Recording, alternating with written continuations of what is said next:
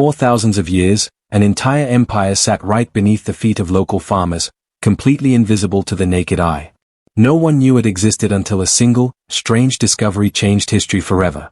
It wasn't a gold coin or a crown that gave it away, it was a pattern in the soil that shouldn't have been there. What they found underneath wasn't just a city, it was a civilization we thought was impossible. We're talking about a massive network of homes, palaces, and giant highways that were swallowed by the jungle and forgotten by time.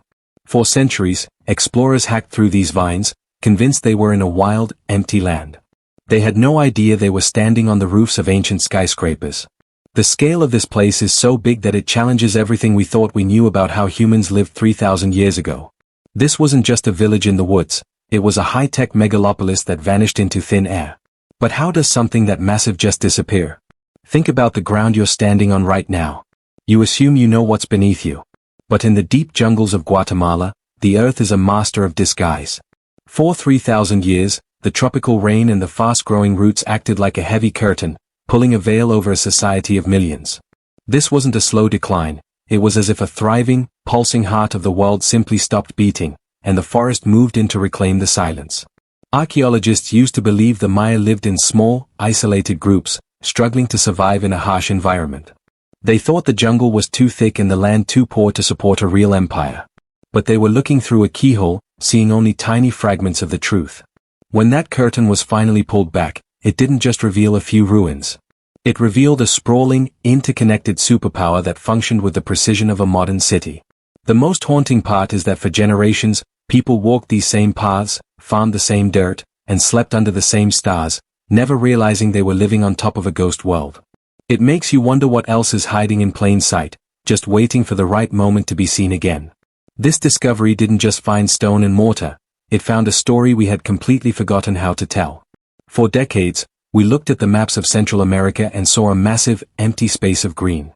To the modern eye, the Piton jungle looked like a wild, untamed paradise, but to historians and scientists, it was known as a green desert. It's a strange name for a place so full of life, but it describes a harsh reality. While the trees are tall and the vines are thick, the jungle is actually a very difficult place for a large group of people to survive.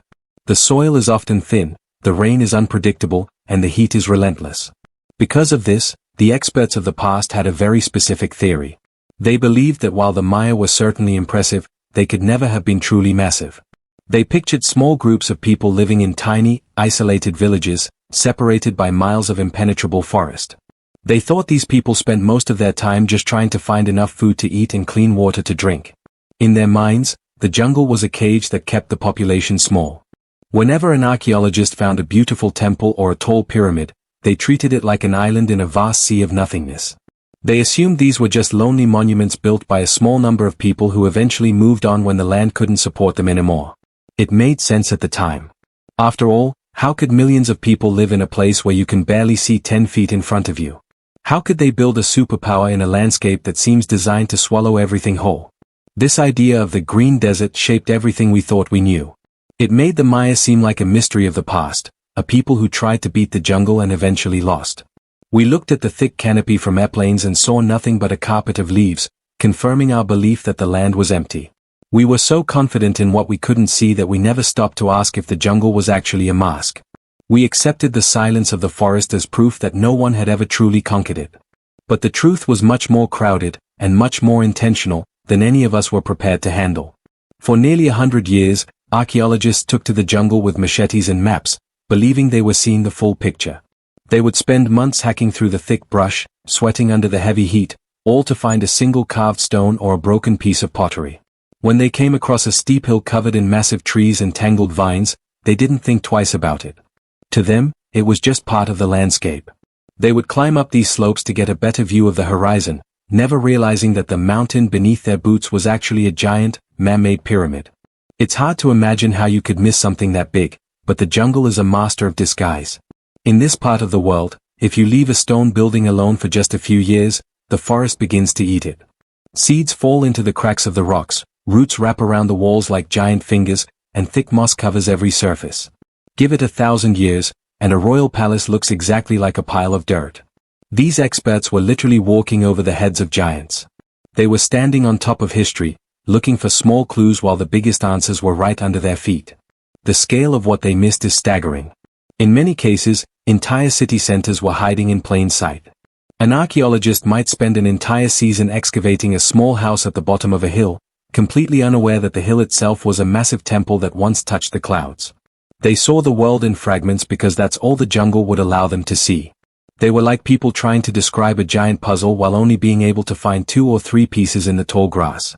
This wasn't because these scientists weren't smart or dedicated. It was because the Maya were such incredible builders that their creations survived long enough for nature to turn them into part of the earth. The hills weren't just hills, they were the bones of an empire. But until we had a way to peel back the skin of the forest, those bones remained buried, and the true size of the Maya world stayed a secret. We were looking for a lost civilization, but we didn't realize we were already standing in the middle of it. Everything changed in 2018.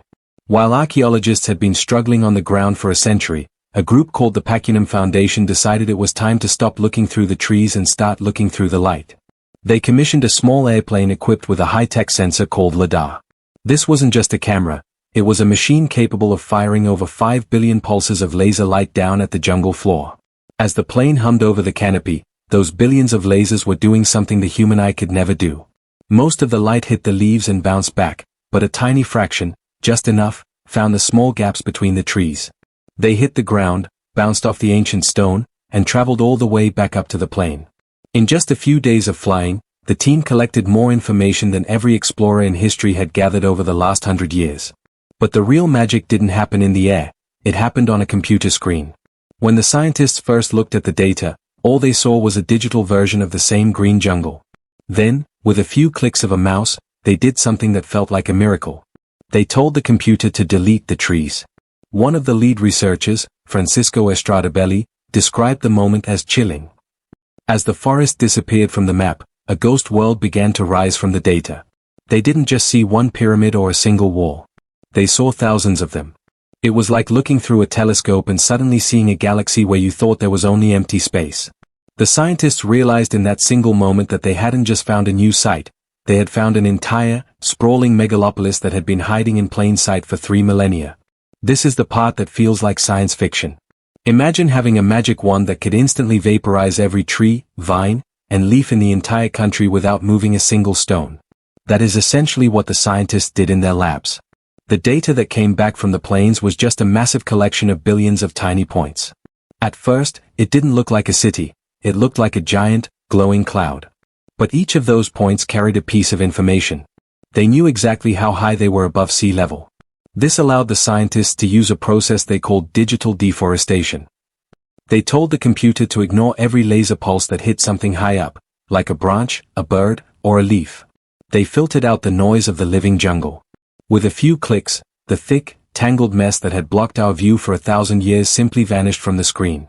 It was like draining the water out of a bathtub to see the toys resting at the bottom. What was left behind was a perfect, 3-dimensional map of the bare earth. And that is when the true shock hit. Nature doesn't like straight lines. Nature doesn't build perfect 90-degree angles or flat, rectangular platforms the size of football fields. But the map was covered in them. By deleting the forest, they had unmasked the face of the planet. They could see the hidden ramps, the hidden walls, and the hidden plazas that had been invisible to every human eye since the year 900. It was the ultimate reveal. The jungle wasn't just a place where the Maya lived, the jungle was a blanket that had been pulled over a massive, sleeping giant. For the first time in history, we were looking at the true shape of the ancient world, and it was far more crowded than we ever dared to dream. When the forest was finally stripped away from the digital map, the silence in the research lab was heavy. The team wasn't looking at a few scattered houses or a small village. They were looking at 60,000 secret structures. To put that in perspective, imagine looking at a map of a forest and suddenly seeing 60,000 buildings pop into existence all at once. It wasn't just a discovery, it was a total shock to the system. Before this moment, we thought we had a pretty good idea of how many people lived here. We estimated the population was small because the jungle is so unforgiving. But 60,000 structures tell a very different story. You don't build 60,000 buildings for a small group of people. This was proof that the population was likely 4 or 5 times larger than we ever imagined. We went from thinking there were a few million people in the area to realizing there were likely 15 or 20 million. As the researchers zoomed in on the data, the details became even more incredible. They found massive palaces that had been hidden for centuries. They found thousands of family homes, showing that the land was packed with people. But they also found something they didn't expect: defensive walls and giant fortresses. This told them that this megalopolis wasn't just big, it was a world that was often at war. These people weren't just living in peace in the forest, they were building massive stone defenses to protect their families and their kings. It was a sprawling urban network that stretched as far as the eye could see. There were city centers that blended into suburbs, which then blended into huge farming zones.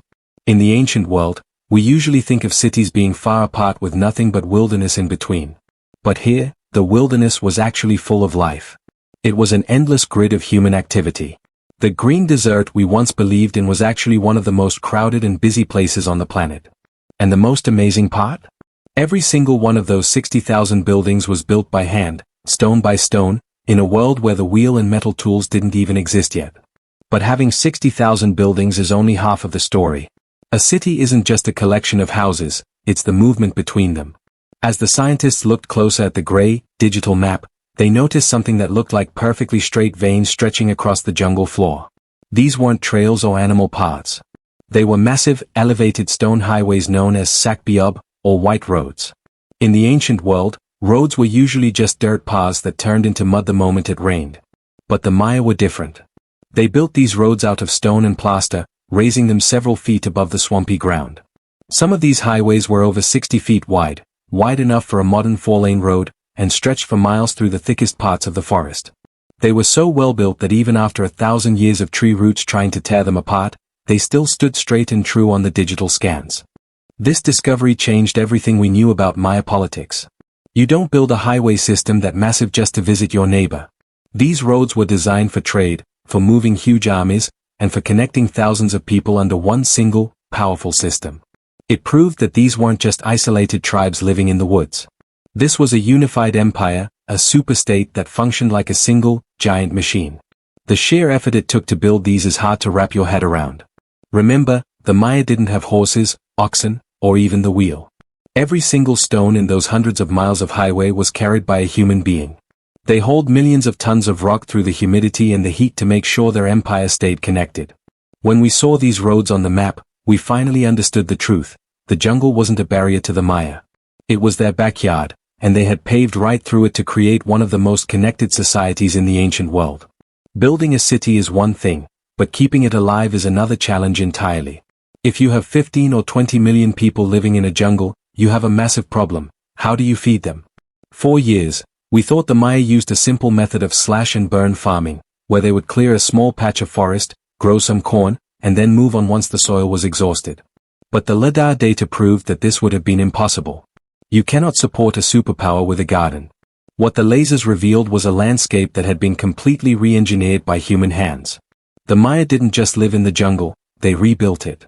They carved thousands of miles of agricultural terraces into the steep hillsides, creating flat, fertile steppes for planting crops where nothing should have been able to grow. It turned the entire landscape into a massive, vertical farm.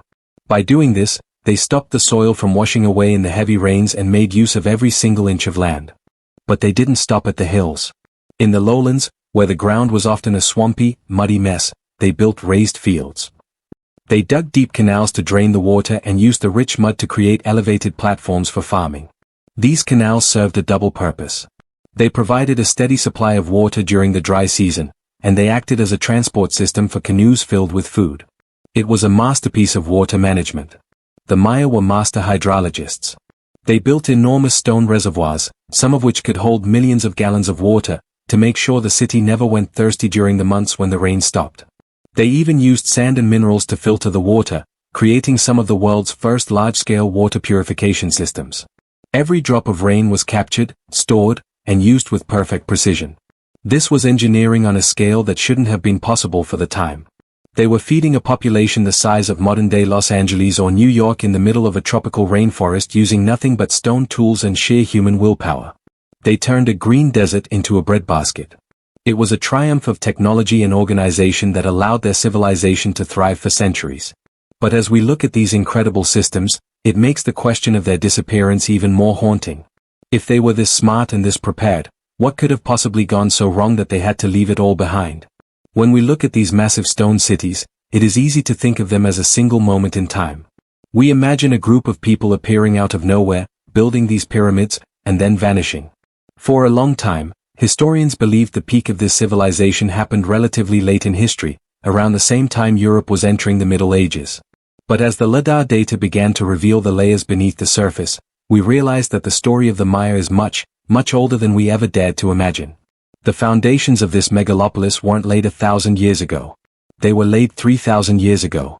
To put that in perspective, while the famous empires of Rome and Greece were still in their early days, the Maya were already moving millions of tons of earth and stone. They didn't just stumble into success, they spent nearly 30 centuries perfecting the art of living in the jungle. The laser scans showed something incredible. The large cities we see today were often built directly on top of older, smaller versions of themselves. It was like a giant stone puzzle where each generation added a new layer. This tells us that the Maya weren't just a flash in the pan. They were a civilization of incredible endurance. They survived through climate shifts, wars, and changing kings for 3,000 years. By looking at the very bottom layers of these sites, archaeologists found that the basic plan for these cities, the roads, the plazas, and the water systems, was already in place centuries before the Golden Age even began. They were visionaries who planned for a future they would never see. They weren't just building for themselves, they were building a world that would last for dozens of lifetimes. This 3,000-year timeline changes how we see the Maya. They weren't just a lucky group of people who found a way to survive. They were a deep-rooted culture that had been studying the stars, the soil, and the water for 3 millennia. This long history is what gave them the knowledge to build a megalopolis.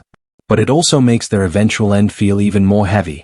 How does a culture that survived for 30 centuries, one that built the most advanced urban network on the planet, suddenly go silent?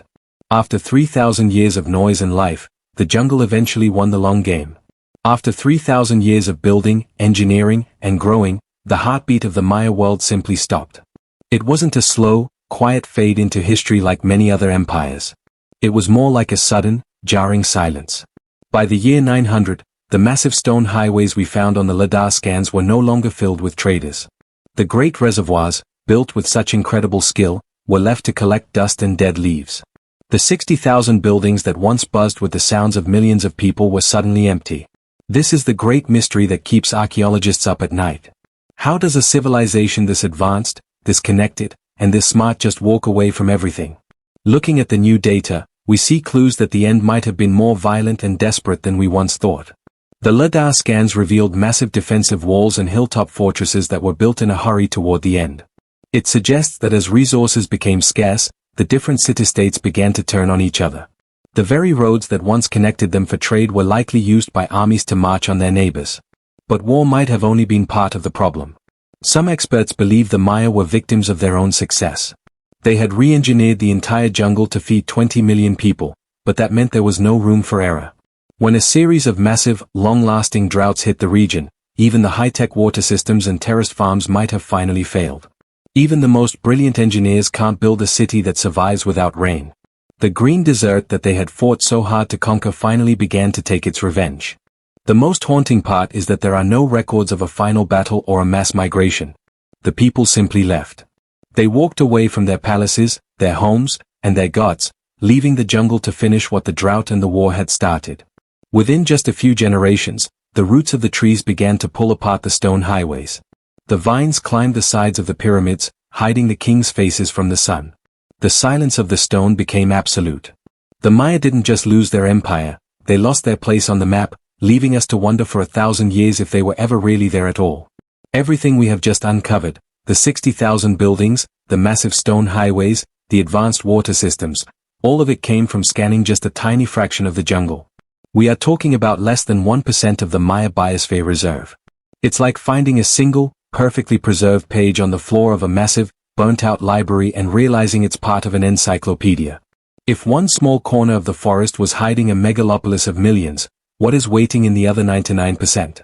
We've spent a century thinking we knew the limits of human history in this part of the world, but the truth is, we've barely scratched the surface.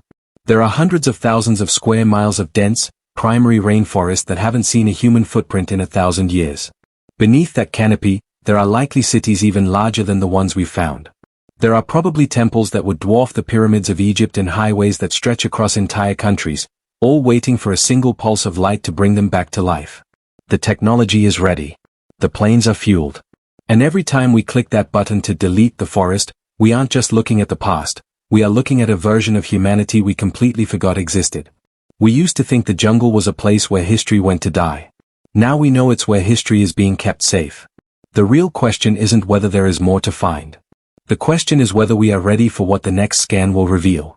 Because right now, somewhere deep in the shadows of the Piton, a massive, 3,000-year-old secret is sitting in total silence, just waiting for us to look in the right direction.